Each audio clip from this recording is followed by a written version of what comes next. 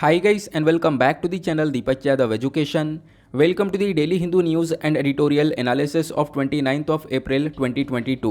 तो गाइज आज है तारीख 29 अप्रैल 2022 और है फ्राइडे। देखेंगे आज के द हिंदू कंप्लीट न्यूज़पेपर को। द हिंदू कंप्लीट न्यूज़पेपर को एनालाइज करेंगे, बट लेक्चर में आगे बढ़ने से पहले अगर आप लोगों को इस लेक्चर का पीडीएफ चाहिए तो क्या करना है, सबसे पहले डाउनलोड करना है टेलीग्राम और फिर जाकर सर्च बॉक्स में टाइप करना है Deepak Yadav education. As you can see guys आप लोग को ये वाला चैनल मिल जाएगा, इस पर क्लिक करना और जाकर इस चैनल को ज्वाइन कर लेना।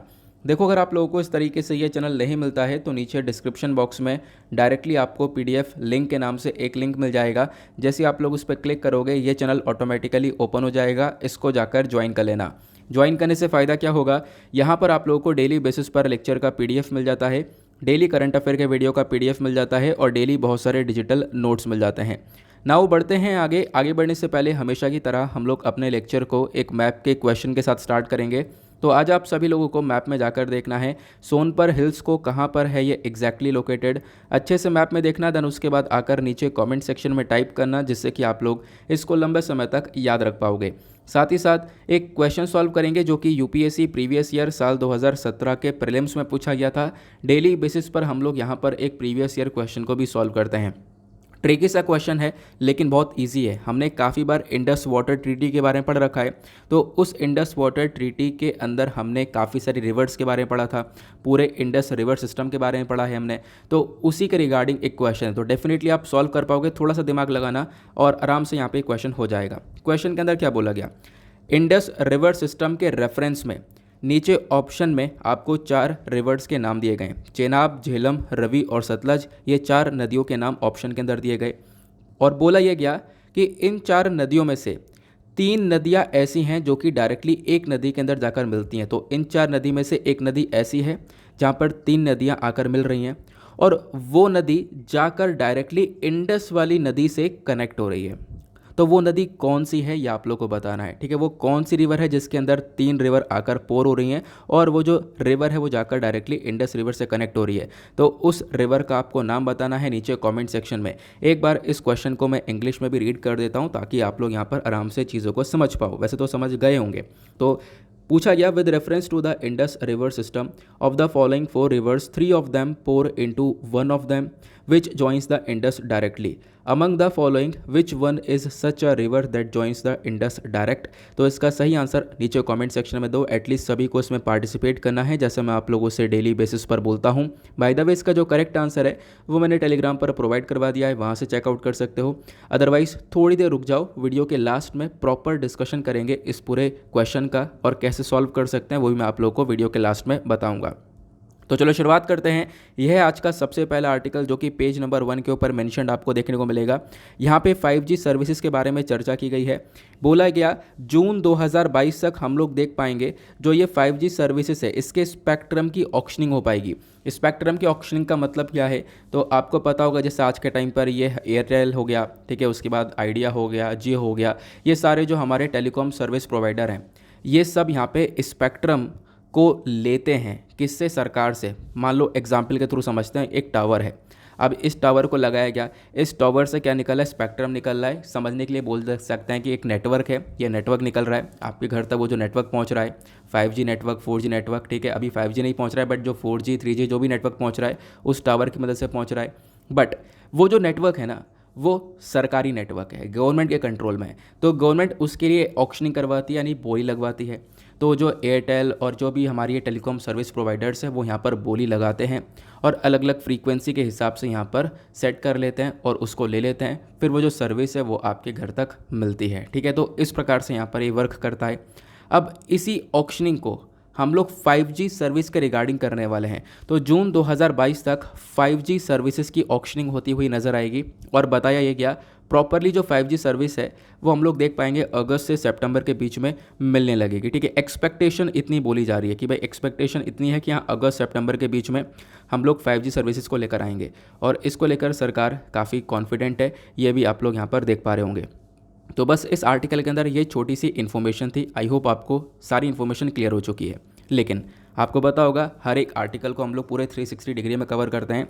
अभी इसमें काफ़ी सारी इन्फॉर्मेशन जो कि आपको पता होनी चाहिए। देखो वैसे तो पढ़ने लायक कुछ नहीं बचा, बचा यहाँ पे क्या है 5G। ये 5G सर्विसेज क्या है, आने वाले टाइम पर बहुत चर्चा होने वाली है। मैं आपको इसके बारे में सारी इन्फॉर्मेशन देता हूँ, क्योंकि जब हम लोग अपने सिलेबस के अकॉर्डिंग बात करेंगे तो ये topic GS paper 3 science and tech के पॉइंट ऑफ व्यू से इंपॉर्टेंट हो जाएगा। 5G बेसिकली 5th जनरेशन का मोबाइल नेटवर्क है। इससे पहले 1G 2G 3G 4G करके आया। नाउ फाइनली यहाँ पर हम लोग 5G नेटवर्क्स पर आ चुके हैं। ठीक है, करेंटली हम लोग यहाँ पर 5G वाले पे पहुँच रहे हैं। अब 5G के अंदर ऑब्वियस ही बात है, काफ़ी सारी चीज़ें इंप्रूव होंगी as compare to the previous जो भी हमारे नेटवर्क्स थे। इंटरनेट स्पीड यहाँ पर काफ़ी हाई होगी। लेकिन जब हम लोग बात करते हैं इंटरनेट स्पीड की, तो 5G के अंदर आपको अलग अलग बैंड्स दे रखे हैं, वो आगे मैं आपको बताऊंगा। बट उससे पहले ये भी समझ लो, अभी तक जो हमारे पास टॉप स्पीड मिलती है इंटरनेट की, वो 4G स्पीड है। और 4G के अंदर जो मैक्सिमम स्पीड मिलती है वो 1 Gbps के आसपास मिलती है। ठीक है, 1 गीगाबिट पर सेकेंड के आसपास आपको ये स्पीड मिल जाती है। बट जो हमारे पास ये 5G स्पीड आएगी, ये जो 5G सर्विसेज होंगे, इसके अंदर जो हाईएस्ट स्पीड होगी वो 20 Gbps के आसपास होने वाली। आप इमेजिन कर सकते हो कि कितनी हाईएस्ट स्पीड यहाँ पर इंटरनेट की मिलेगी 5G के अंदर।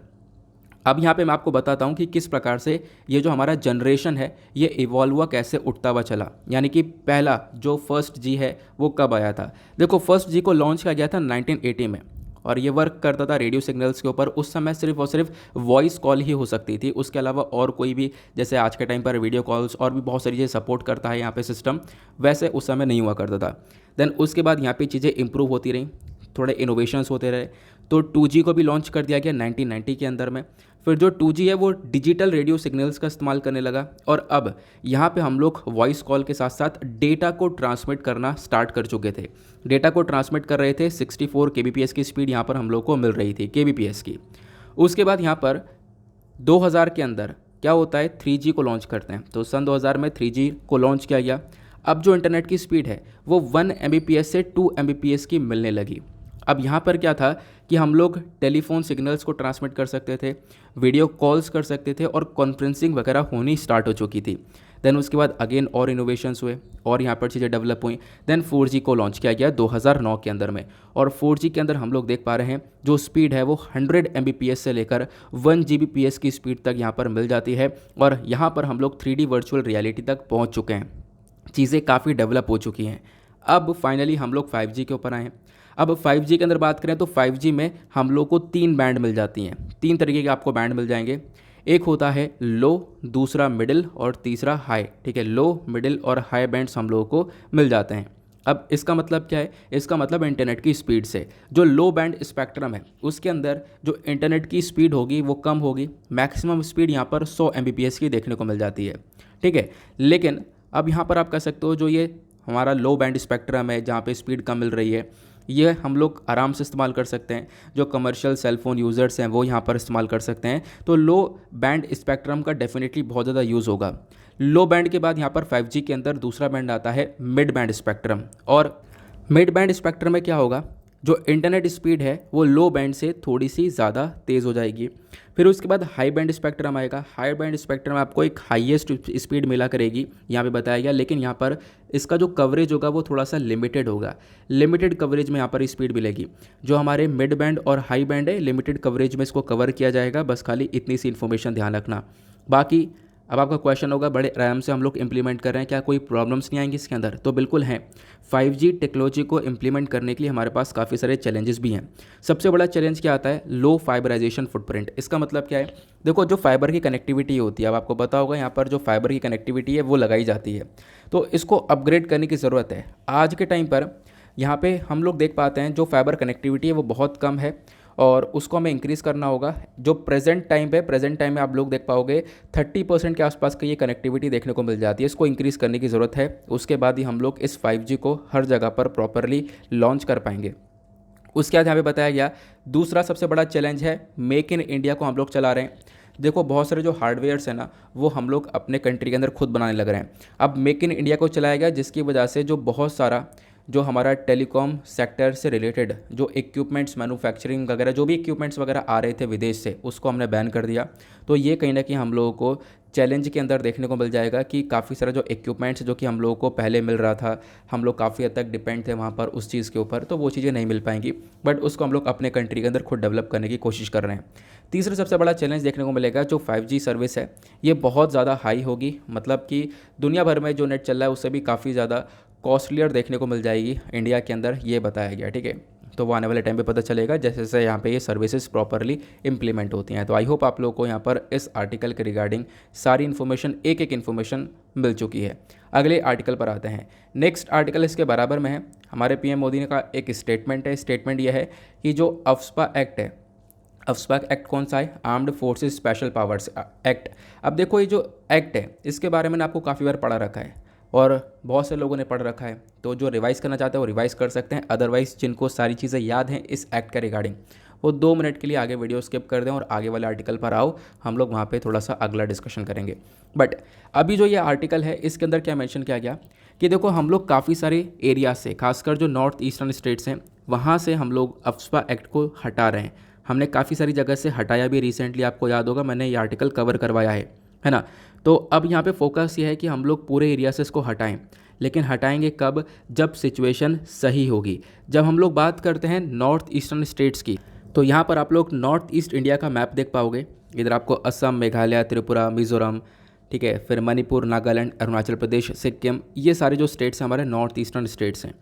अब इन स्टेट्स के अंदर आप देख पाओगे काफ़ी सारे कंसर्न्स या कॉन्फ्लिक्ट देखने को मिलते हैं। असम मेघालय के बीच में काफ़ी कॉन्फ्लिक्ट रहता है, प्लस असम में यहाँ पर ये जो बोडोलैंड वाला एरिया है इसको लेकर कॉन्फ्लिक्ट रहता है। हम लोग देख पाते हैं काफ़ी सारे स्टेट्स में उस स्टेट को अलग करने की मांग चलती है। जैसे नागालैंड के अंदर अलग अलग यहाँ पे ग्रुप खड़े हुए हैं जो कि नागालैंड को अलग करने के बारे में चर्चा करते हैं कि हम लोग को एक अलग से यहाँ पर एरिया दे दो। ठीक है, उस प्रकार से यहाँ पर जो ब्रू ट्राइब्स है उनको लेकर एक डिस्प्यूट देखने को मिल जाता है मिजोरम त्रिपुरा के बीच में। तो पूरे नॉर्थ ईस्टर्न स्टेट के अंदर हम लोग देख पाते हैं बॉर्डर के बीच में काफ़ी डिस्प्यूट रहता है, काफ़ी सारे कॉन्फ्लिक्ट्स देखने को मिलते हैं। अब इस कॉन्फ्लिक्ट्स के चलते तहत काफ़ी सारा वायलेंस वगैरह भी हो रहा था, तो उन सब चीज़ों को देखते हुए इस अफ्स्पा एक्ट को लाया गया था, armed forces special power act. और इस एक्ट के अंदर सिंपली मैंशनड है कि जो आर्म्ड फोर्सेस हैं, हमारी जो फोर्सेस हैं, आर्मी है, उसके पास थोड़ी सी एक्स्ट्रा पावर्स दे दी जाएंगी ताकि इस वाले एरिया के अंदर वो शांति बना सकें। अब ये अफ्स्पा क्या है, कैसे वर्क करता है, थोड़ा सा इसके बारे में बताता हूँ, फिर पीएम मोदी ने और क्या स्टेटमेंट दिया है उसको कवर करवाता हूँ। तो यहाँ पर आप देख पाओगे इन्होंने क्या बोला। इन्होंने बोला कि रिसेंटली हमने असम, मणिपुर और नागालैंड इन एरिया में से कुछ हिस्सों से इस अफ्स्पा एक्ट को हटा दिया है। तो 1 अप्रैल से इन एक्ट को हटा दिया गया था। वहाँ पे हमने क्यों हटाया, उसके पीछे का रीज़न है कि वहाँ पे शांति बन रही है। ठीक है, तो वहाँ पर धीरे धीरे पीसफुलनेस देखने को मिला है, शांति बनती हुई नज़र आई है, इसी वजह से इसको हटाया गया।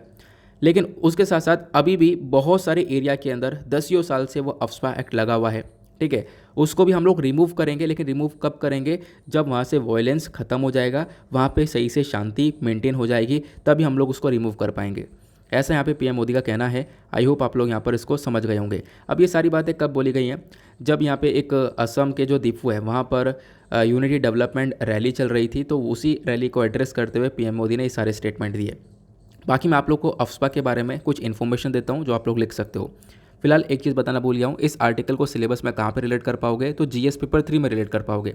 हमारे पास सिलेबस में टॉपिक है north east insurgency, left wing extremism, तो वो सारे टॉपिक से ये आर्टिकल हमारा रिलेट हो जाता है। तो अफ्स्पा के बारे में बता दिया, लेकिन कुछ फैक्चुअल इन्फॉर्मेशन बहुत इंपॉर्टेंट है। देखो ये अफ्स्पा पहले बिल था, बाद में पास हुआ तब एक्ट बना। अब ये जो बिल था इसको स्टार्टिंग में पास किया गया था, अप्रूव कर दिया गया था 11 सितंबर 1958 में। देन उसके बाद जाकर ये एक्ट बनता है 1958 के अंदर, ध्यान रखना।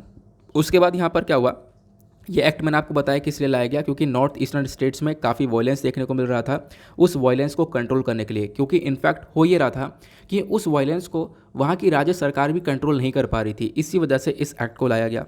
देन अब इस एक्ट में होता क्या है? इसमें होता यह है कि जो वहाँ की आर्म्ड फोर्सेस हैं, जो आर्मी है, उनको एक्स्ट्रा पावर्स दी जाती हैं और बोला ये जाता है कि वहाँ पर मान लो असम हो गया, ठीक है, इधर मेघालय हो गया, तो इन स्टेट्स के अंदर कुछ एरियाज़ हैं वो डिस्टर्ब्ड एरियाज़ हैं। अभी डिस्टर्ब्ड एरियाज़ क्या होते हैं? तो डिस्टर्ब्ड एरियाज़ के बारे में इसी अफ्स्पा एक्ट के अंदर में सेक्शन 3 के अंदर बताया गया है डिस्टर्ब्ड एरिया वो एरिया है जहाँ पर कॉन्फ्लिक्ट चल रहा है, डिस्प्यूट्स चल रहा है मेंबर्स के बीच में, रिलीजियस, रेशियल, लैंग्वेजेस को लेकर काफ़ी सारे विवाद चल रहे हैं। तो विवाद काफ़ी ज़्यादा है, बहुत ज़्यादा यहाँ पे वॉयलेंस वगैरह फैला हुआ है। तो उस चीज़ को कंट्रोल करने के लिए यहाँ पे क्या हुआ, अफ्स पैक्ट को लाया गया। और ध्यान रखना ये बेसिकली डिस्टर्ब्ड एरिया के अंदर लागू होता है। डिस्टर्ब्ड एरिया कौन से एरिया होता है मैंने आपको बता दिया। अब डिस्टर्ब्ड एरिया हमारे जो मिनिस्ट्री ऑफ होम अफेयर जो हमारी सरकार है वो डिक्लेयर करती है कि हाँ वो डिस्टर्ब्ड एरिया है, वहाँ पे हम लोग ये पावर्स दे रहे हैं और ये अफ्स्पा एक्ट लागू कर रहे हैं। अब इसमें पावर्स मिलती क्या है, आर्मी को पावर ये मिलती है कि आर्मी किसी भी व्यक्ति को अरेस्ट कर सकता है बिना किसी वारंट के, अगर उस व्यक्ति के ऊपर शक है किसी चीज़ को लेकर तो, या फिर वो व्यक्ति यहाँ पे कानून फॉलो नहीं कर रहा है, ठीक है, तो उसको वार्निंग दी जाएगी और वार्निंग देने के साथ साथ यहाँ पर उसको शूट भी किया जा सकता है। तो ओपन फायर की यहाँ पर पूरी पावर मिल जाती है आर्मी को, जिसको लेकर काफ़ी विवाद भी चलता है। नॉर्थ ईस्टर्न स्टेट्स के अंदर प्रोटेस्ट भी चलता है कि अफ्स्पा एक्ट को हटा दिया जाए, ठीक है। ये यहाँ पर अफ्स्पा एक्ट आप लोगों को देखने को मिला। आई होप आप लोगों को ये सारी इन्फॉर्मेशन भी अच्छे से मिल चुकी है। तो क्या क्या इन्फॉर्मेशन कवर हो गई है यहाँ पे आप लोगों ने देख लिया। और मैंने आपको बताया कि इन्होंने बताया कि भाई बहुत पुराने पुराने वॉयलेंस आज के टाइम पर देखने को मिल रहे हैं, उन वॉयलेंस को भी जैसे ही हम लोग यहाँ पर ठीक कर पाएंगे उसके बाद यहाँ पे जो अफ्स्पा एक्ट है वो भी हटा दिया जाएगा उन एरिया से। अभी कुछ एरिया से हटाया गया है और आने वाले टाइम पर हम लोग और भी बहुत सारे एरिया से हटा देंगे।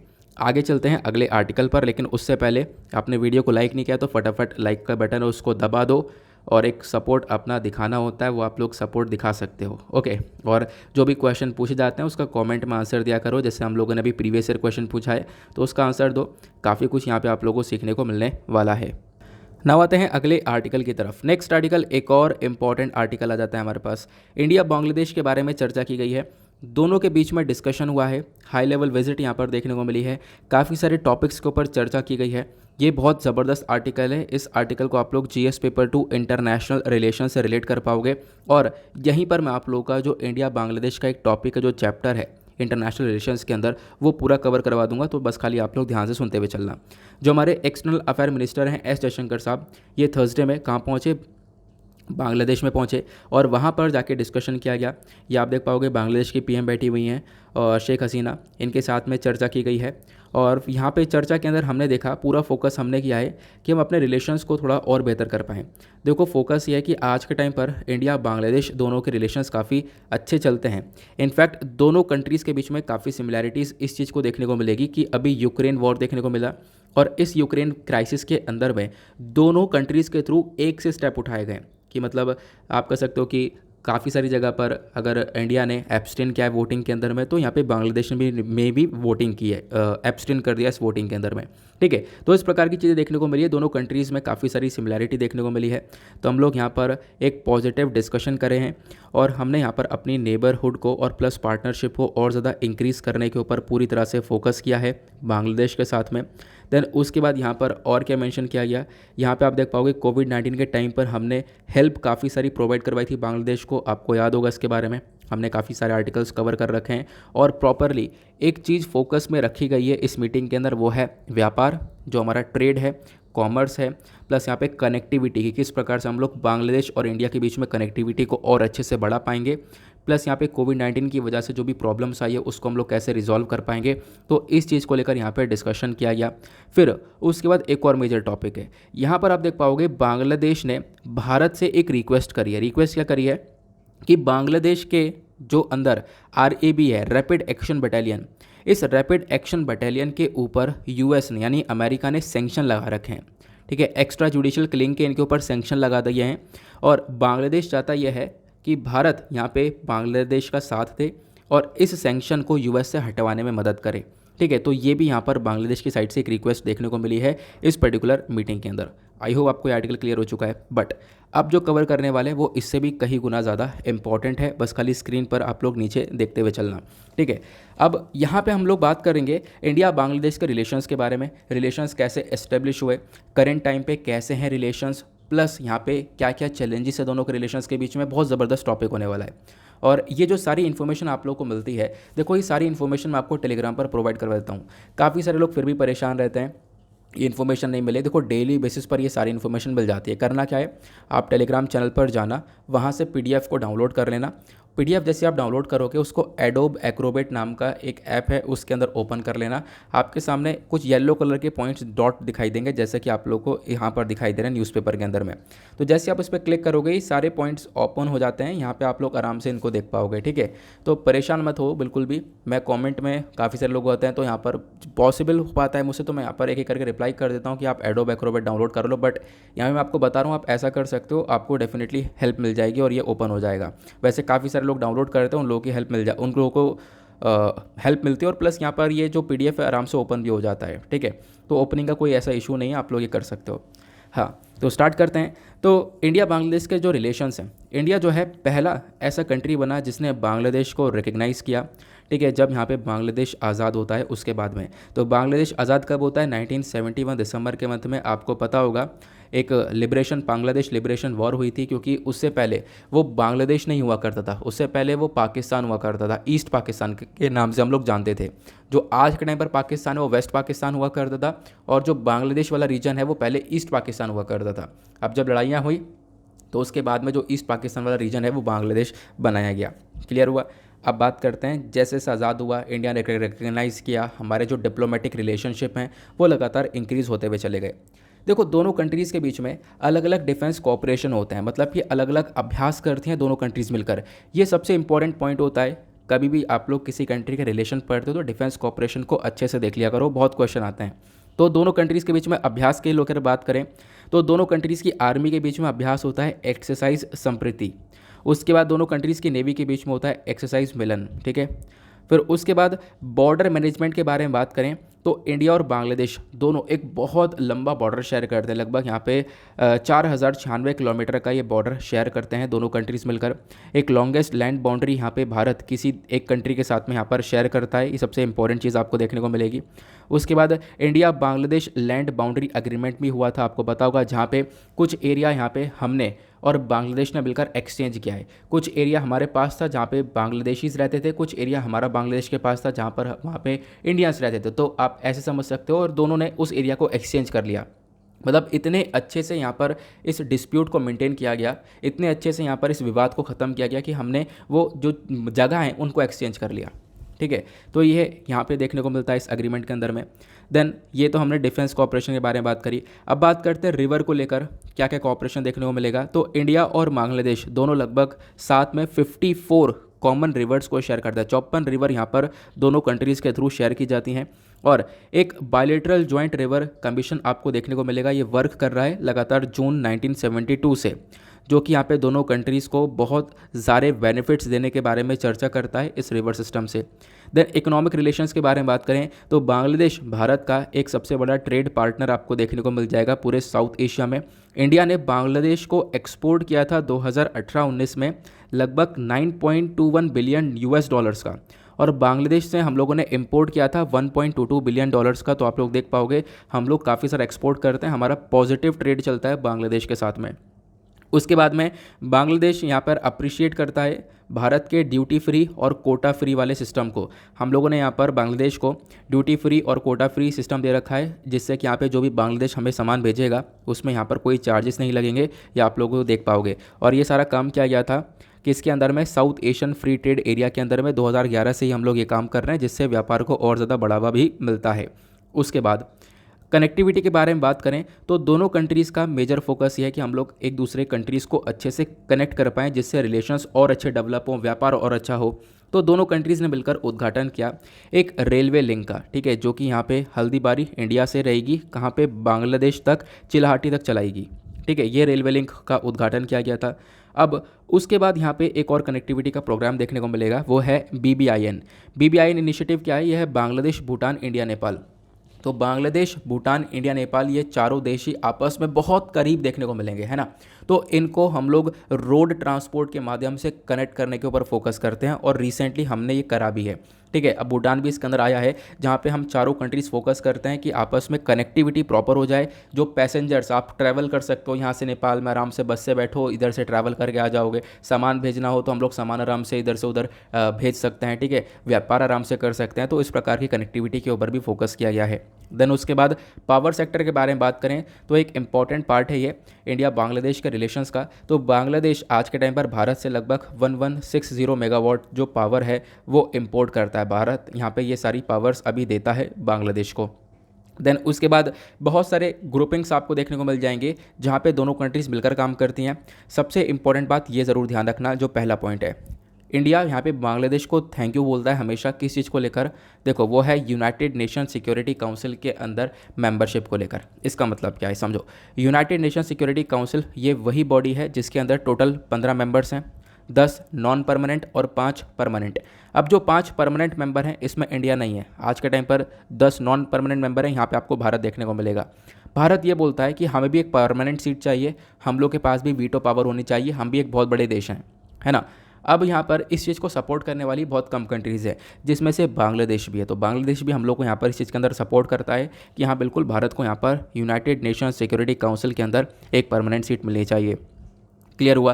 फिर उसके बाद दोनों कंट्रीज़ मिलकर साथ में काम कर रही हैं क्लाइमेट चेंज को टैकल करने के लिए। प्लस सस्टेनेबल डेवलपमेंट गोल आपको पता होगा 2030 तक हम सबका टारगेट है कि हम लोग 17 गोल को अचीव करेंगे, ठीक है। प्लस यहाँ पे जो माइग्रेंट्स का इशू होता है उसको टैकल करने के लिए यहाँ पर दोनों कंट्रीज़ आपस में काम करती हैं।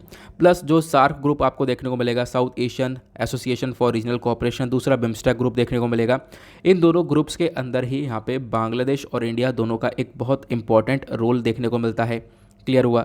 उसके बाद बांग्लादेश भी भारत को थैंक यू बोलता है। अभी हमने थैंक यू बोला था बांग्लादेश को, लेकिन बांग्लादेश भी भारत को थैंक यू बोलता है। किस चीज़ को लेकर?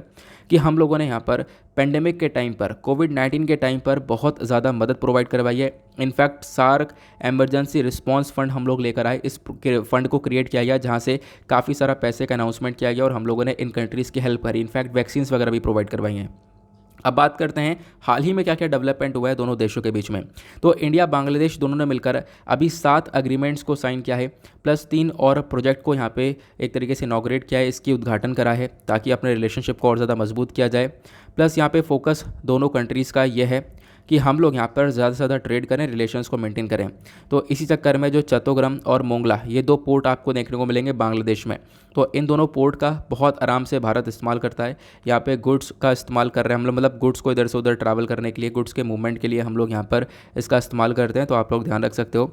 बाकी यहाँ पे बांग्लादेश की एक फेनी रिवर आपको देखने को मिलती है। उस फेनी नदी का जो पानी है वो आज के टाइम पर त्रिपुरा के अंदर ड्रिंकिंग वाटर की तरह सप्लाई किया जाता है। तो यहाँ पर भी एक कोऑपरेशन देखने को मिला, मतलब रिसेंटली ये भी एक डेवलपमेंट हुआ है जहाँ पे बांग्लादेश हम लोग को इस प्रकार से जो ड्रिंकिंग वाटर सप्लाई कर रहा है त्रिपुरा के अंदर में।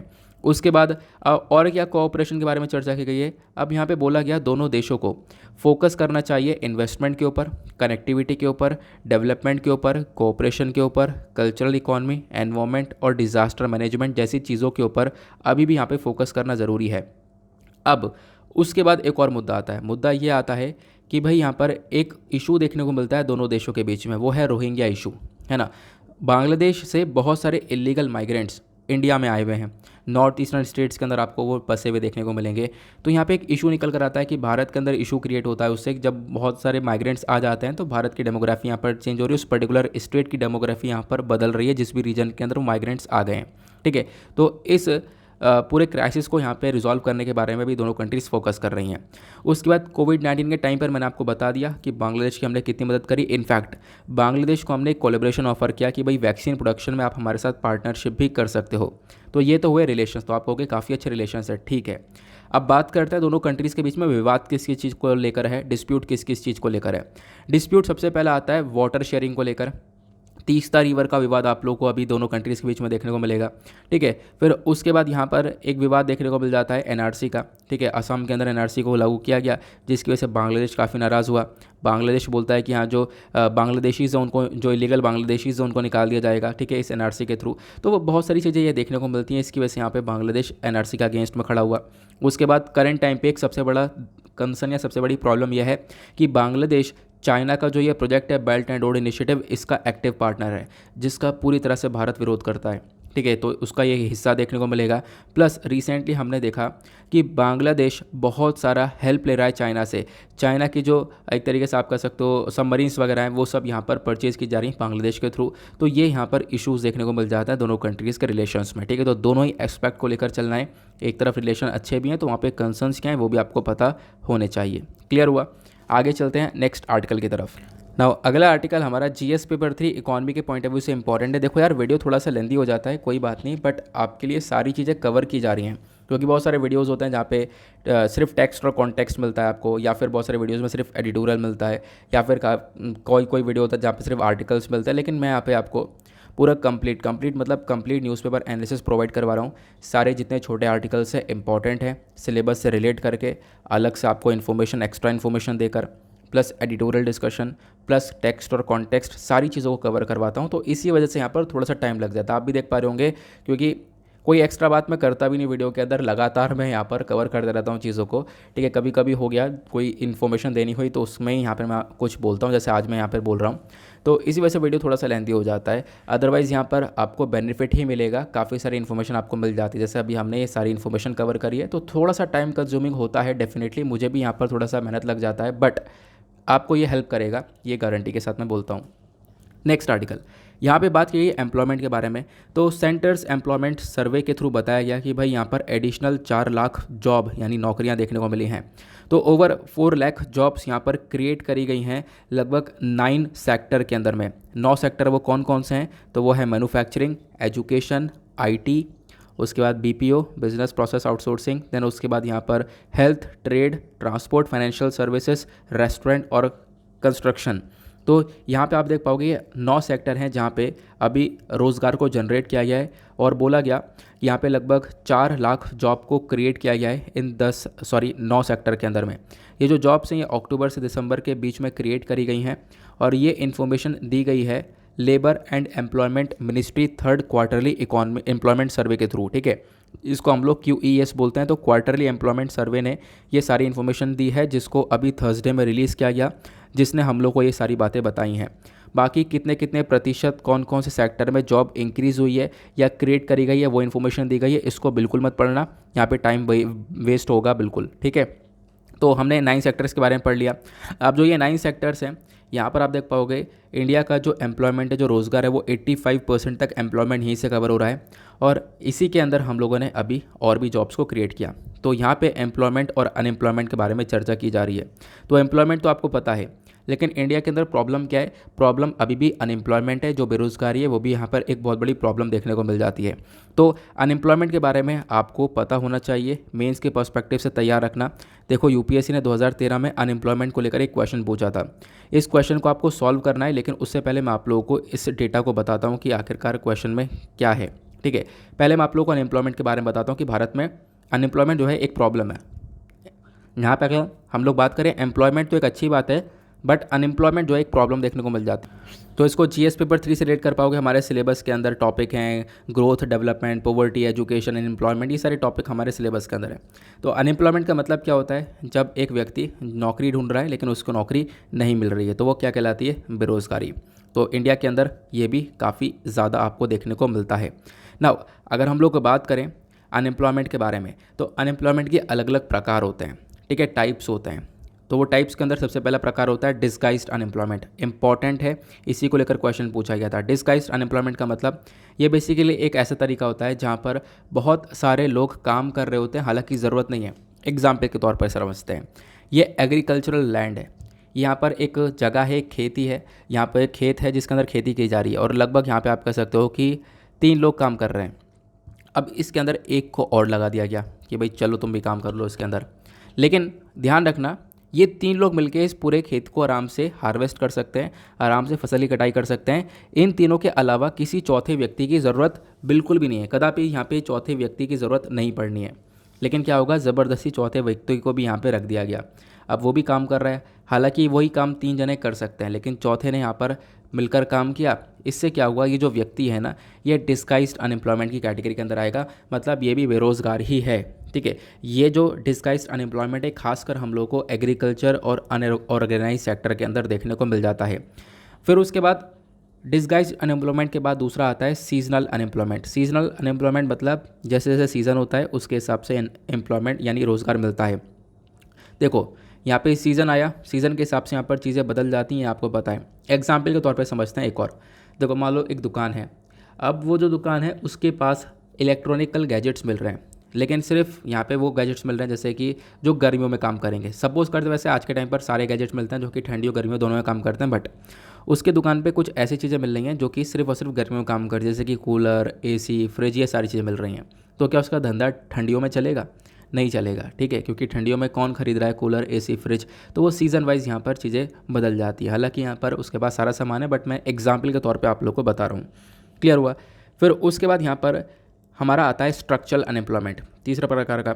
इसके अंदर क्या आपको देखने को मिलेगा, ये भी यहाँ पर एक प्रकार की ऐसी बेरोज़गारी है जहाँ पर जो जॉब मार्केट के अंदर अवेलेबल है वो लड़के के स्किल्स के साथ मैच नहीं हो रही है। मतलब कि एक व्यक्ति है, वर्कर है, वो काम करने के लिए मार्केट में आया है, लेकिन उसके पास जो स्किल है उसके हिसाब से उसको नौकरी नहीं मिल पा रही है, वो है स्ट्रक्चरल अनएम्प्लॉयमेंट।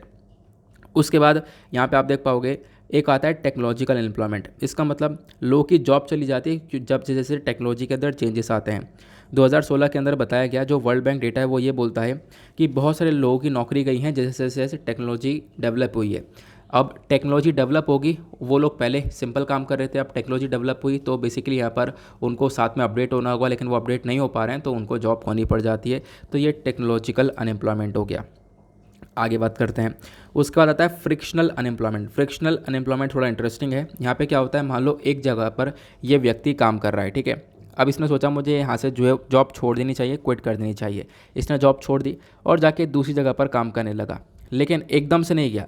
यहाँ से जॉब छोड़ी, इसको लगभग 3 महीने लगे दूसरी जॉब ढूंढने में। अब वो जो 3 महीने का टाइम पीरियड है बीच का, तो उस टाइम पे वो बेरोज़गार रहा। तो इस वाले टाइम पीरियड की बेरोज़गारी को हम लोग बोलते हैं फ्रिक्शनल अनएम्प्लॉयमेंट। क्लियर हुआ? देन उसके बाद यहाँ पे लास्ट आता है vulnerable unemployment, sorry vulnerable employment. इसके अंदर क्या होता है, लोगों के पास काम है, बहुत सारे लोग काम कर रहे हैं, लेकिन उनके पास कोई प्रॉपर जॉब कॉन्ट्रैक्ट नहीं है, ऐसे ही यहाँ पर काम कर रहे हैं, जितना मिल रहा है काम कर रहे हैं रोज़ के हिसाब से। और यही वाला अनएम्प्लॉयमेंट आपको ज़्यादातर देखने को मिल जाता है इंडिया के अंदर में। तो यहाँ पे अब आपसे एक सिंपल सा क्वेश्चन है, जो ये बेरोज़गारी इंडिया के अंदर इतनी ज़्यादा देखने को मिल जाती है, इसके पीछे के क्या कारण हो सकते हैं, आप लोग नीचे कमेंट सेक्शन में ज़रूर बताओ, ठीक है। मतलब क्या क्या कारण हैं, नीचे कमेंट सेक्शन में इसको लेकर पॉइंट्स लिखने हैं आपको। बाकी जैसे मैंने बोला था, यूपीएससी ने 2013 में एक क्वेश्चन पूछा था प्रीलिम्स के अंदर, वो था डिस्गाइज्ड अनएम्प्लॉयमेंट को लेकर। तो क्वेश्चन में क्या बोला गया, डिस्गाइज्ड अनएम्प्लॉयमेंट का मतलब क्या होता है। Option A, large number of peoples remain unemployment. Option B, alternative employment is not available. Option C, marginal productivity of labour is zero. या फिर option D, productivity of worker is low. तो इसका सही आंसर आप सभी लोगों को नीचे कमेंट सेक्शन में देना है। सभी लोग ट्राई करना, और मतलब आई होप आप सभी लोग यहाँ पर बहुत आराम से इस क्वेश्चन का आंसर दे पाओगे, ठीक है, क्योंकि बहुत इजी सा है, इसको हमने अभी कवर कर लिया है। क्योंकि यहाँ पर कोई एक्स्ट्रा व्यक्ति आ गया है, अब वो कुछ भी ऐड नहीं कर रहा है, यहाँ पर उसका जो भी प्रोडक्टिविटी है वो सब ज़ीरो है। तो इसका आंसर अभी आप दे सकते हो। शायद मैंने इसका आंसर दे ही दिया है, चलो कोई बात नहीं, आगे चलते हैं अगले आर्टिकल पर। देन उसके बाद आएंगे पेज नंबर 13 के ऊपर, दैट इज़ वर्ल्ड सेक्शन। देखेंगे दुनियादारी में क्या चल रहा है। यहाँ पे आप देख पाओगे छोटे छोटे आर्टिकल हैं, हमारे काम के नहीं है। ये एक आर्टिकल यहाँ पर ये देखने को मिलेगा जहाँ पे जो बाइडन ने बोला है कि $33 बिलियन तक का हम लोग एड यानी कि सपोर्ट प्रोवाइड करवा रहे हैं यूक्रेन को, ये बोला गया। उसके बाद छोटे छोटे आर्टिकल हैं अगेन रशिया यूक्रेन को लेकर, श्रीलंका के अंदर जो ये क्राइसिस चल रहा है उसको लेकर। तो ये आर्टिकल हमारे लिए कुछ भी नहीं है, ठीक, मतलब कुछ भी नहीं का मतलब ये हमारे एग्ज़ाम के लिए कुछ भी नहीं है। तो यहाँ पर आप लोग एग्ज़ाम के पर्सपेक्टिव से इसको छोड़ सकते हो। फिर उसके बाद आएंगे पेज नंबर 14 के ऊपर, that is economy section. Economy के अंदर आपको एक आर्टिकल ये देखने को मिलेगा, यहाँ पे बात की गई है साइबर सिक्योरिटी के बारे में, साइबर अटैक के बारे में। अब क्या हुआ, जो हमारा Indian computer emergency response team है, ठीक है, जिसको हम लोग CERT के नाम से जानते हैं, कंप्यूटर इमरजेंसी रिस्पॉन्स टीम, इन्होंने यहाँ पर मैंडेटरी यानी कंपलसरी कर दिया है सभी सर्विस प्रोवाइडर्स के लिए, इंटरमीडियरीज के लिए और डेटा सेंटर प्रोवाइडर्स के लिए, कॉरपोरेट्स के लिए, सभी के लिए कंपलसरी कर दिया कि भाई आप लोग यहाँ पर साइबर इंसिडेंट को यहाँ पे मतलब कि जो भी साइबर इंसिडेंट हुआ है उसको लेकर सारी इन्फॉर्मेशन रिपोर्ट करोगे, ठीक है। और वो रिपोर्ट मतलब जैसे मान लो कि कोई भी कहीं पर भी साइबर अटैक डिटेक्ट किया गया कि हाँ भाई यहाँ पे साइबर अटैक हुआ है, और डिटेक्ट होने के 6 घंटे के अंदर अंदर तुरंत ये सारी इन्फॉर्मेशन यहाँ पर रिपोर्ट करनी होगी, यहाँ पे बताया गया। तुरंत ये सारी information computer emergency response team को देनी होगी। तो CERT ने ये यहाँ पर ये कंपलसरी कर दिया है सभी सर्विस प्रोवाइडर्स के लिए, और एज वेल एज गवर्नमेंट के लिए भी यहाँ पर, प्लस गवर्नमेंटल ऑर्गेनाइजेशंस के लिए भी यहाँ पर ये मैंडेटरी कर दिया कि अभी कभी भी आप लोगों को यहाँ पर लगे कि साइबर इंसिडेंट हुआ है, साइबर अटैक हुआ है, तो 6 घंटे के अंदर अंदर वो सारी इन्फॉर्मेशन, मतलब आप डिटेक्ट कर पाओगे तो डिटेक्ट करने के 6 घंटे के अंदर अंदर वो सारी इन्फॉर्मेशन यहाँ पर CERT के पास दे दी जाएगी। ठीक है, तो यहाँ पर अगर ये इन्फॉर्मेशन दे दी जाएगी तो इससे यहाँ पर हम लोग काफ़ी सारी स्टेप्स उठा पाएंगे और साइबर सिक्योरिटी को लेकर काम कर पाएंगे। ठीक है, तो यानी कि साइबर अटैक के बारे में चर्चा की जा रही है, तो मतलब आर्टिकल में बस इतना ही था। अब एक क्वेश्चन दिमाग में आएगा, यार मुझे साइबर सिक्योरिटी पता ही नहीं है क्या है, तो इस आर्टिकल का मतलब क्या बनता है पढ़ने का। ठीक है ना, सही बात है। तो साइबर सिक्योरिटी क्या होती है, चलो मैं आप लोगों को बताता हूँ क्यों हमारे लिए ज़रूरी है। पहली चीज़ साइबर अटैक, देखो साइबर अटैक के अंदर हैकिंग की जाती है, बहुत सारे हैकर्स हैं आज के टाइम पर, बहुत सारी कंट्रीज़ के पास साइबर अटैक करने की कैपेबिलिटी है, जैसे चाइना है, US है, इजराइल है, ये सब यहाँ पे बहुत आराम से साइबर अटैक कर सकते हैं। दूसरे कंट्री के अंदर कंप्यूटर्स को हैक कर सकते हैं, पावर आउटेज कर सकते हैं, बहुत कुछ कर सकते हैं यहाँ पे हैकिंग करके, डेटा को लीक कर सकते हैं, डेटा निकाल ले सकते हैं, है ना, ये काम किया जा सकता है।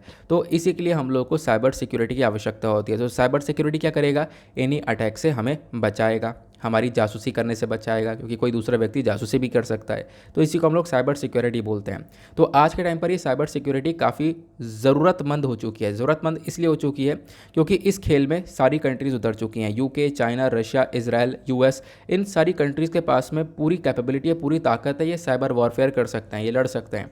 तो इंडिया को भी आवश्यकता है कि भाई हम लोग इस पर्टिकुलर कैटेगरी के अंदर उतरें, हम भी, हमारा भी जो साइबर सिक्योरिटी एस्पेक्ट है वो भी काफ़ी मजबूत हो।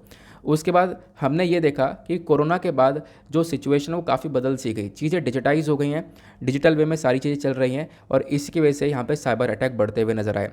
और रिसेंटली काफ़ी सारे साइबर अटैक देखे गए। चाइनीज़ ग्रुप है जिसको रेड एको के नाम से जानते हैं, इसने यहाँ पर साइबर अटैक किया था। ठीक है, इंडिया के अंदर महाराष्ट्र में पावर आउटेज हुआ था, ठीक है, वहाँ पे साइबर अटैक हुआ था। उसके बाद US के अंदर साइबर अटैक करा गया। तो साइबर अटैक रिसेंटली बहुत सारे हुए हैं, ऐसा बताया गया। फिर तो इसलिए हमें ज़रूरत है कि एक साइबर सिक्योरिटी का एस्पेक्ट हमारे पास होना चाहिए। देन हम लोग बात करें हमारे सरकार के लिए, देखो साइबर अटैक इतना खतरनाक है ना कि कभी कभी बहुत सारा डेटा निकाला जा सकता है यहाँ से। जैसे गवर्नमेंट ना बहुत सारा डेटा मेंटेन करती है, हमारे कंट्री का जोग्राफिकल डेटा, मिलिट्री का डेटा, एसेट्स का डेटा, तो उन डेटा को हैक किया जा सकता है। तो इसी वजह से ज़रूरत है साइबर सिक्योरिटी हमारे पास होनी चाहिए। इंडिविजुअल्स के पर्सपेक्टिव से भी, क्योंकि आज के टाइम पर बहुत सारे लोग हैं सोशल मीडिया पे काफ़ी एक्टिव हैं, अपने फ़ोटोज़, वीडियोज़, कुछ भी पर्सनल इन्फॉर्मेशन डाल देते हैं। ठीक है, तो ये चीज़ें देखने को मिलती है, तो इससे भी यहाँ पर काफ़ी सारा कंसर्न देखने को मिलेगा। इसलिए भी हमें ज़रूरत है साइबर सिक्योरिटी की। प्लस बिजनेसेस काफ़ी सारा डेटा मेंटेन करके चल रहे हैं, इसी वजह से साइबर सिक्योरिटी की आवश्यकता है। अब साइबर सिक्योरिटी को मेंटेन करने के लिए या फिर साइबर अटैक को टैकल करने के लिए कौन कौन से इनिशिएटिव हमारी सरकार उठा रही है, तो आप लोग वो भी देख पाओगे। उस इनिशिएटिव के अंदर सबसे पहला इनिशिएटिव है साइबर सुरक्षित भारत इनिशिएटिव, दूसरा है साइबर स्वच्छता केंद्र, तीसरा online cyber crime reporting portal, उसके बाद Indian cyber crime coordination centre, then national critical information infrastructure protection centre, then information technology act 2000, then national cyber policy 2013। तो ये सारे स्टेप्स यहाँ पे सरकार के थ्रू उठाए जाते हैं साइबर अटैक को टैकल करने के लिए। क्लियर हुआ? तो ये थी हमारी इन्फॉर्मेशन। अब चलते हम लोग डायरेक्टली एडिटोरियल पर देखेंगे आज के एडिटोरियल्स को। तो एडिटोरियल्स पर पर्टिकुलरली हमारे पास 2 आर्टिकल निकल कर आते हैं जो ज़बरदस्त हैं। यहाँ पे हम लोग डेथ पेनल्टी के बारे में डिस्कशन करेंगे, ठीक है। फिर उसके बाद यहाँ पे आपको पता है हर फ्राइडे में एक इंटरव्यू आता है। तो एक इंटरव्यू है 2 व्यक्ति के बीच में, एक फेवर में अगेंस्ट में। आप लोग चाहो तो रीड कर सकते हो, ना चाहो तो यहाँ पर इसको छोड़ भी सकते हो। तो फ्रीबीज़ को लेकर इंटरव्यू है। फ्रीबीज़ क्या होता है मैंने आपको बता रखा है। काफ़ी बार ऐसा होता है कि सरकार यहाँ पे इनिशिएटिव उठाती है, हम फ्री में ये दे देंगे, फ्री में ये प्रोवाइड करवाएंगे। इलेक्शन के अंदर फ्रीबीज़ देखने को मिलता है, वैसे भी फ्रीबीज़ देखने को मिलता है, ठीक है। फ्रीबीज़ के अंदर हम लोग मतलब फ्री में दे देंगे। आपको पता होगा ना, इलेक्शन मारने से पहले, पार्टी में सत्ता में आने से पहले हम लोग फ्री में ये बांटेंगे, लैपटॉप बांटेंगे, साइकिल बांटेंगे, जो भी चीज़ें हैं वो यहाँ पे फ्रीबीज़ कहलाती है। उसी को लेकर ये डिबेट हुआ है। चाहो तो रीड कर सकते हो, अदरवाइज़ यहाँ पे स्किप कर सकते हो। एक इंटरव्यू पोर्शन है, ये आर्टिकल्स आते रहते हैं, हमने कवर ऑलरेडी कर रखा है। उसके बाद में जो दूसरा एडिटोरियल है वो टेक्स्ट और कॉन्टेक्स्ट पर है। टेक्स्ट और कॉन्टेक्स्ट पर यह आर्टिकल देखने को मिलेगा। ये बात करता है रशिया और यूरोपियन यूनियन के डिस्प्यूट के बारे में। तो रिसेंटली क्या बोले, तो कल ही मैंने इस आर्टिकल को कवर किया था, आपको याद होगा। एक छोटी सी इन्फॉर्मेशन थी कल, बस वो ये थी कि रशिया ने अभी गैस की सप्लाई को रोक दिया है बहुत सारे देशों के अंदर में। बहुत सारे देशों के अंदर वो 2 देश आते हैं, एक है पोलैंड और दूसरा बुल्गारिया, ठीक है। उसको डिस्कस करते हैं। चलो यहीं से शुरुआत करते हैं, इस आर्टिकल के अंदर क्या क्या बोला गया। देखो, एक स्टेप उठाया गया रशिया की साइड से। वो स्टेप क्या है, तो रशिया ने दो कंट्री यहाँ पे हैं, पोलैंड और बुल्गारिया। इन दोनों देशों को जो नेचुरल गैस मिलता था रशिया से, उस नेचुरल गैस को रशिया ने कम्प्लीटली सस्पेंड कर दिया कि भाई हम तुम्हें एक नेचुरल गैस नहीं देने वाले। कारण क्या इसके पीछे का अभी मैं आपको बताऊंगा, बट यहाँ पे आपको ये ध्यान रखना होगा एक इम्पॉर्टेंट बात, वो यह है कि आज के टाइम पर भी जो पूरा यूरोप है ना, जिसके अंदर बहुत सारे देश आपको देखने को मिलते हैं, वो पूरा यूरोप भी 40% जो गैस है वो रशिया से परचेज़ करता है। तो रशिया के ऊपर काफ़ी हद तक डिपेंडेंट है पूरा का पूरा यूरोप, ये हम लोग देख पाते हैं। तो कहीं ना कहीं अगर रशिया चाहे तो इन कंट्रीज़ को सफ़र करवा सकता है, जो कि आज के टाइम पर देखने को मिल रहा है। ठीक है, तो मैं आपको पहले तो ये वाला डेटा दिखाता हूँ। इस वाले डेटा को देखो, आज के टाइम पर जो रशिया से गैस सप्लाई होती है कौन कौन से देशों के अंदर, उसको लेकर डेटा है।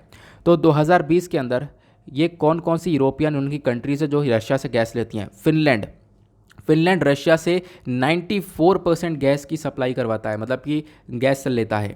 उसके बाद लातविया 93% गैस लेता है, एस्टोनिया 79%, बुल्गारिया भी 77% लेता था ही बोलूँगा, क्योंकि अब रशिया ने सस्पेंड कर दिया, बोला हम बुल्गारिया को ये गैस नहीं देने वाले। उसके बाद स्लोवाकिया 70%, क्रोएशिया 68%। इसी प्रकार से आप लोग यहाँ पर ये डेटा देख पाओगे, बहुत सारी कंट्रीज़ खूब सारी गैस लेती हैं। पोलैंड, क्योंकि मैंने अभी आपको बताया बुल्गारिया के साथ साथ दूसरी कंट्री पोलैंड है, जिसको भी यहाँ पे अगेन रशिया ये गैस नहीं देने वाला। ठीक है, तो दोनों के लिए यहाँ पर इस गैस को सस्पेंड कर दिया गया है। फिर उसके बाद ये वाला जो डेटा है ना, इस वाले डेटा के ऊपर थोड़ा ध्यान देना इंपॉर्टेंट है। अभी मैं आपको बताऊं कि जो पूरा का पूरा यूरोपियन यूनियन है, जिसके अंदर 27 नेशन है, ये कौन कौन से देश से गैस को कितना कितना परचेज़ करते हैं। तो पूरा यूरोपियन यूनियन 2019 का डेटा बोलता है इन्होंने रशिया से 41.1% का गैस इंपोर्ट किया था, परचेज़ किया था। रशिया के बाद नॉर्वे और अल्जीरिया, देन कतर और कुछ दूसरी कंट्री हो गई, बट ये टॉप 3 कंट्रीज़ देखने को मिल जाती हैं, रशिया, नॉर्वे, अल्जीरिया, जिनसे सबसे ज़्यादा गैस परचेज़ करता है पूरा का पूरा यूरोपियन यूनियन, जिसमें से सबसे ज़्यादा रशिया से परचेज़ करता है। क्लियर हुआ। अब फिलहाल मैं आपको थोड़ा सा मैप दिखाता हूँ। ये मैप मैं लेकर आया था, पता नहीं ये ब्लर कैसे हो गया, मुझे समझ में नहीं आ रहा, लेकिन कोई बात नहीं काफ़ी ब्लर हो गया यार मतलब बिल्कुल मैप ये क्लियर है, ये ब्लर पता नहीं कैसे हो गया, मुझे समझ में नहीं आ रहा, लेकिन चलो मैं आपको फिर भी बता देता हूँ। तो यहाँ पे आपको देखने को मिलेगा रशिया, ठीक है, इधर हो गया। देन उसके बाद यहाँ पे पोलैंड ये है, जहाँ पे मैंने डॉट लगा दिया है। पोलैंड के बाद में बुल्गारिया यहाँ पर ये है। तो दोनों ही यहाँ पर देश रशिया से गैस को परचेज़ करते थे, बट अब इन दोनों देशों के अंदर ये गैस रशिया नहीं देगा, सस्पेंड कर दिया रशिया ने। बाकी फिनलैंड ये है, स्वीडन ये है, काफ़ी सारे देश आपको ये देखने को मिलेंगे, यहाँ पर ये सारे देश ये गैस लेते हैं रशिया से। ठीक है, अब आते हैं मेजर टॉपिक के ऊपर। टॉपिक ये है कि आखिरकार रशिया ने ऐसा क्यों किया। तो ये देखो, तो रशिया की एनर्जी कंपनी है जिसका नाम है गैसप्रोम, इसने यहाँ पे गैस की सप्लाई को करने से कर दिया है मना इसलिए किया क्योंकि पोलैंड और बुल्गारिया से बोला गया भाई आप गैस तो ले रहे हो, लेकिन जो हमें पेमेंट है वो कैसे दोगे। तो इन्होंने बोला डॉलर में देंगे। तो रशिया बोल रहा है कि हम डॉलर का करेंगे क्या, क्योंकि हमारे ऊपर जो सैंक्शन लगे हुए यूएस के, तो डॉलर का यूज़ तो हम वैसे भी नहीं कर सकते। तो हमें जो पेमेंट चाहिए वो चाहिए रूबल में, तो रूबल्स में पेमेंट चाहिए, हमें रशियन करेंसी में चाहिए। ये दोनों यहाँ पे रूबल में पेमेंट नहीं कर पाए। अब ये किसी काम के फिर रह नहीं जाएंगे। ठीक है, अब रशियन को गैस दे रहा है फालतू में, ये लोग रूबल में पेमेंट कर नहीं पाएंगे, डॉलर रशिया यूज़ कर नहीं पाएगा।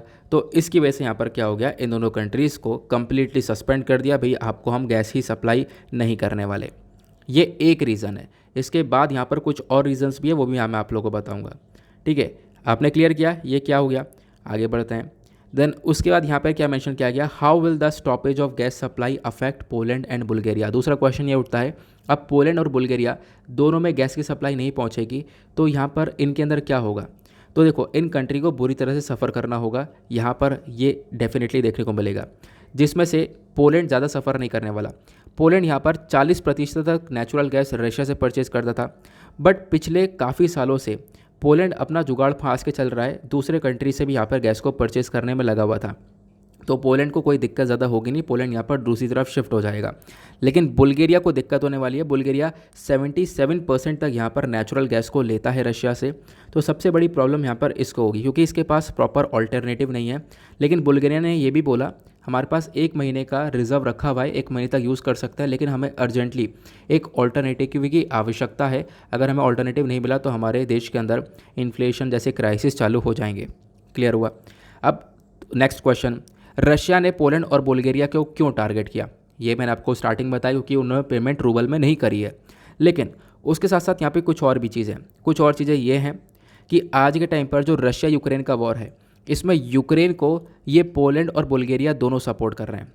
इनफैक्ट यहाँ पे हमने ये देखा कि पोलैंड ने ये भी बोला था कि हम लोग यूक्रेन को टैंकर भेजेंगे, तो इस हफ्ते वो टैंक भेजने वाला था, उससे पहले रशिया ने ये काम कर दिया। उसके साथ साथ क्या बताया गया कि रशिया के अगेंस्ट में बहुत सारे काम करेंगे बुल्गारिया के थ्रू, पोलैंड के थ्रू। ठीक है, यहाँ पे जो वेस्टर्न सैंक्शन लग रहे हैं रशिया के ऊपर, उस वेस्टर्न सैंक्शन को सपोर्ट कर रहे हैं वो लोग। ये चीज़ें यहाँ पे नज़र आ रही हैं। तो इसी की वजह से यहाँ पर क्या हुआ, रशिया काफ़ी नाराज़ है पोलैंड और बुल्गारिया से, और कहीं ना कहीं अपना बदला यहाँ पे निकाल दिया। फिर उसके बाद क्या दूसरी कंट्री भी इस प्रकार से स्टॉपेज को सफ़र कर सकती हैं? बिल्कुल। यहाँ पे बोला गया, मैंने आपको स्टार्टिंग बता दिया था, रशिया जो है वो इस गैस को लगभग 23 कंट्रीज़ को देता है पूरे यूरोप के अंदर में। तो अभी पोलैंड और बुल्गारिया है, पोलैंड और बुल्गारिया एक एग्जाम्पल हैं। आने वाले टाइम पर किसी दूसरे कंट्री के अंदर भी गैस की सप्लाई को रोका जा सकता है, बिल्कुल रोका जा सकता है। उसके बाद अगला question, how have the European Union Poland Bulgaria reacted to the gas supply suspension? तो पोलैंड बुल्गारिया ने कैसे रिएक्ट किया है? तो पोलैंड बुल्गारिया और यूरोपियन यूनियन सब ने मिलकर बोला है कि रशिया हमें ब्लैकमेल कर रहा है। ठीक है, फॉसिल ब्लैकमेल कर रहा है, और ये जो ब्लैकमेलिंग है अपने आप में काफ़ी खतरनाक है, जो कि हमारे कंट्रीज़ को काफ़ी हद तक सफ़र करवा सकती है। देन उसका अगला question, what could happen if Russia shut gas supply to more country? अगर हम लोग काफ़ी सारे देशों के अंदर, मतलब रशिया जो है बेसिकली और भी दूसरे देशों के अंदर गैस सप्लाई को कट कर दे तो उससे क्या होगा?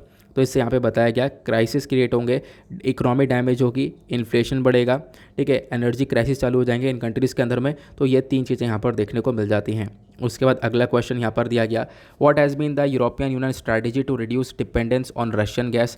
ठीक है, तो यूरोपियन यूनियन क्या काम कर रहा है रशियन गैस के ऊपर से अपनी डिपेंडेंसी को कम करने के लिए? तो अभी तो कोई ऐसा काम नहीं देखने को मिलेगा, बट आज के टाइम पर काफ़ी डिपेंडेंट तो है, लेकिन साथ ही साथ फोकस किया जा रहा है ये जो कुछ गैस है ये यूएस और मिडिल ईस्ट से परचेज़ करेगा, उसके बाद ही यहाँ पर रशिया से थोड़ा हट पाएगा। लेकिन रशिया के ऊपर से डिपेंडेंसी पूरा ज़ीरो करना उसके बाद ही पॉसिबल नहीं हो पाएगा। रशिया से कहीं ना कहीं गैस इनको परचेज़ करनी होगी।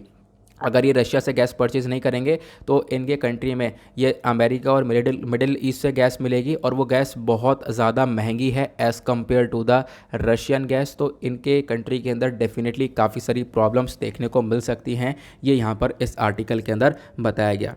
आई होप आप लोगों को यहाँ पर काफ़ी अच्छी तरीके से, सिंपली तरीके से यहाँ पर यह पूरा आर्टिकल क्लियर हो चुका है। अब उसके साथ साथ डेली बेसिस पर हम लोग एक मेंस का क्वेश्चन लेते हैं, तो वो मेंस का क्वेश्चन क्या है इसको समझ लो। तो आज का क्वेश्चन यह है, discuss the representation of women in higher judiciary. तो वेमेन का रिप्रेजेंटेशन हायर जुडिशरी के अंदर कहाँ पर स्टैंड करता है करेंट टाइम पे। फिर उसके बाद बताना है, also discuss the problems women are facing in judiciary.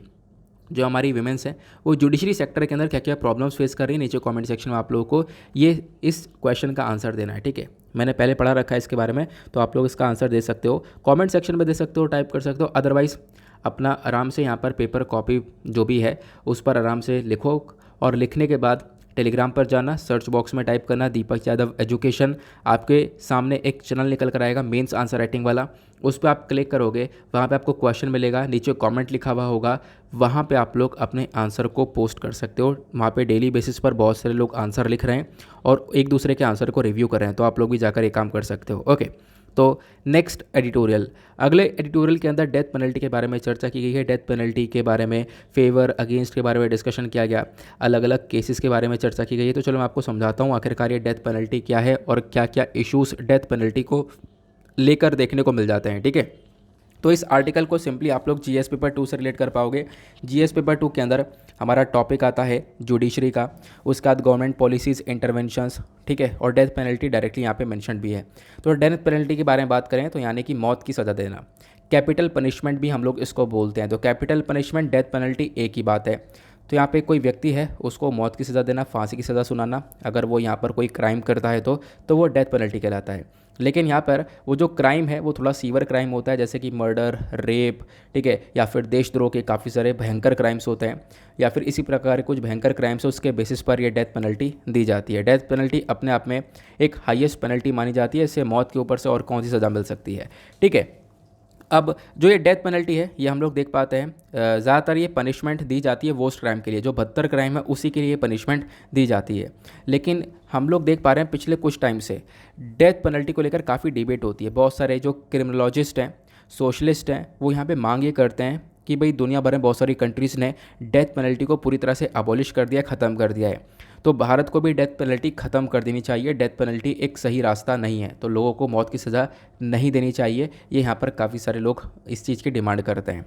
तो आगे इसी को हम लोग डिस्कस करेंगे, तो लोग क्या क्या बोलते हैं, क्योंकि डेथ पेनल्टी के फेवर में काफ़ी सारे लोग हैं और अगेंस्ट में काफ़ी सारे लोग हैं। तो मैं आपको इनकी पॉइंट ऑफ व्यूज़ बताऊंगा, ये लोग क्या कहते हैं, फिर उसके बाद मैं आपसे भी कुछ पूछूंगा, ठीक है। तो यहाँ पे आर्गूमेंट जो है वो फेवर में क्या क्या है उसको डिस्कस करते हैं। सबसे पहला आर्गूमेंट आता है रिट्रीब्यूशन का। मतलब यहाँ पे देख पाओगे बोला ये गया कि देखो आर्गूमेंट ये है कि आज के टाइम पर जो रियल जस्टिस है, रियल जस्टिस के अंदर रिक्वायरमेंट इसी चीज़ की है। अगर कोई भयंकर क्राइम हो रहा है तो उसको रोकने के लिए ये डेथ पेनल्टी बिल्कुल सही ऑप्शन है, ठीक है। अगर कोई व्यक्ति गलत कर रहा है, रेप कर रहा है, मर्डर कर रहा है, तो उसको यहाँ पे डेथ पेनल्टी मिलनी ही चाहिए। एक अप्रोप्रिएट क्राइम के लिए अप्रोप्रिएट सज़ा ये है, ऐसा लोगों का कहना है। दूसरा यहाँ पर ऑप्शन दूसरा फेवर यहाँ पे लोगों का ये है, लोग यहाँ पे ये भी बोलते हैं कि देखो जो ये डेथ पेनल्टी है इसकी वजह से हम लोग देख पाएंगे काफ़ी सारी चीज़ों को हम लोग टैकल कर पाएंगे। सबसे पहली चीज़ यहाँ पर ये बोला गया कि जो विक्टिम की फैमिली है उसको काफ़ी राहत मिलेगी। विक्टिम की फैमिली को यहाँ पे सपोर्ट मिलेगा। अगर यहाँ पर मान लो कोई मर्डरर है, ठीक है, उसने यहाँ पर किसी का मर्डर कर दिया, अब किसी का मर्डर कर दिया तो उसकी फैमिली भी यही चाहेगी कि भाई उसको मौत की सज़ा होनी चाहिए, ठीक है। ये यहाँ पे उसका फोकस रहने वाला है। तो बेसिकली यहाँ पर उसकी फैमिली को भी काफ़ी हद तक हेल्प मिल जाती है, एक सपोर्ट मिल जाता है इस डेथ पेनल्टी से। क्लियर हुआ? उसके बाद आगे बात करते हैं। देन उसके बाद यहाँ पर ये तो लोगों ने फेवर में बोला।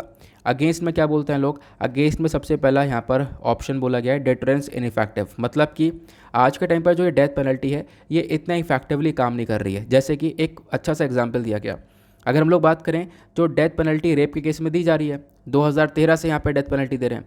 सेक्शन 376A है जो हमारा इंडियन पिनल कोड का, वो बात करता है, लेकिन अभी तक रेप हो रहे हैं, रेप रुके नहीं, ठीक है। इनफैक्ट यहाँ पर जो रेप के अंदर ब्रूटैलिटी है, निर्दयता, वो काफ़ी हद तक बढ़ चुकी है, कई गुना ज़्यादा बढ़ चुकी है पहले के कंपैरिजन में, ठीक है। तो डेथ पेनल्टी तो शुरू से दी जा रही है, डेथ पेनल्टी एक सज़ा दी जा रही है रेप के अंदर, तो ये जो रेप तो रुकने चाहिए थे बट ये रेप रुके नहीं। तो कहीं ना कहीं यहाँ पर डेथ पेनल्टी एक इफेक्टिव यहाँ पर तरीका नहीं देखने को मिलेगा क्राइम का, ऐसा लोगों का कहना है जो कि डेथ पेनल्टी के अगेंस्ट में है कि क्राइम तब भी तो नहीं रुक रहा है जब भी आप डेथ पेनल्टी दे रहे हो, उसके बाद भी तो डेथ पेनल्टी क्यों देना। उसके बाद यहाँ पर दूसरा सबसे बड़ा इशू उठाया गया लोगों के थ्रू, वो है काफ़ी बार हम देख पाते हैं कि जो हमारा जो जस्टिस सिस्टम है उसके अंदर काफ़ी सारी कमियाँ हैं और उन फ्लॉज की वजह से, उन मिस्टेक की वजह से इनोसेंट पीपल को भी यहाँ पर फांसी की सज़ा सुना दी जाती है।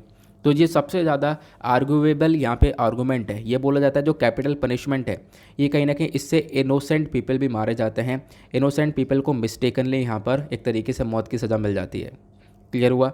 यहाँ पे बताया गया। देन उसके बाद यहाँ पे बताया गया कि देखो यहाँ पे क्या है, जो जस्टिस सिस्टम है वो थोड़ा सा यहाँ पर अगर मिस्टेकन हो जाए, जस्टिस सिस्टम के अंदर थोड़ी सी गड़बड़ी हो जाए तो इससे यहाँ पर इनोसेंट पीपल को मार दिया जा सकता है, इनोसेंट पीपल की जान ले ली जा सकती है। तो ये काम नहीं होना चाहिए। तो इसी वजह से जो ये डेथ पेनल्टी है इसको हटा देना चाहिए।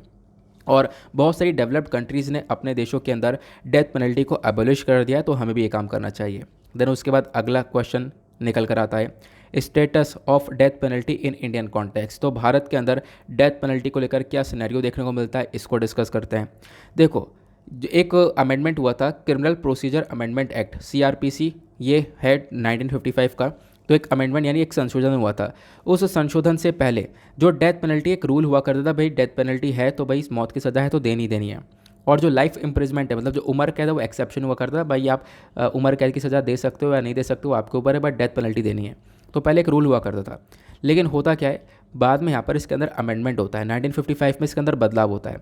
बदलाव होने के बाद में अब यहाँ पे लोगों के पास में, मतलब एक तरीके से हमारी जुडिशरी के पास में छूट ये मिल जाती है, उन्हें लिबर्टी मिल जाती है कि वो डेथ दें या ना दें, ठीक है, या लाइफ इम्प्रिजमेंट दे सकते हैं। तो यहाँ पे इस चीज़ों को उल्टा कर दिया गया। उल्टा करने का मतलब यह है कि जो डेथ पेनल्टी उसको जो डेथ पेनल्टी है उसको यहाँ पर एक्सेप्शन में रख दिया गया और जो लाइफ इम्प्रिजमेंट है उसको रूल बना दिया गया। तो चीज़ें यहाँ पर काफ़ी बदल सी चुकी हैं, यह आप लोगों को ध्यान रखना है, ठीक है। चीज़ें रिवर्स हो चुकी हैं, लाइफ सेंटेंस रूल बन गया और डेथ पेनल्टी एक्सेप्शन यहाँ पर मिल गया है। तो अभी लिबर्टी मिल चुकी है, वो डेथ पेनल्टी देना चाहते हैं, डेथ पेनल्टी देंगे, और अगर उम्र कैद वाली सज़ा देना चाहते हैं तो उम्र कैद की सज़ा दे देंगे, ये यहाँ पे मेंशन किया गया। लेकिन उसके बाद यहाँ पर और भी चीज़ें बताई गई हैं, जैसे कि यहाँ पे बताया गया इंडिया के अंदर अगर हम लोग देखें तो काफ़ी बार हम लोगों ने देखा है कि किसी ने मर्डर किया, ठीक है।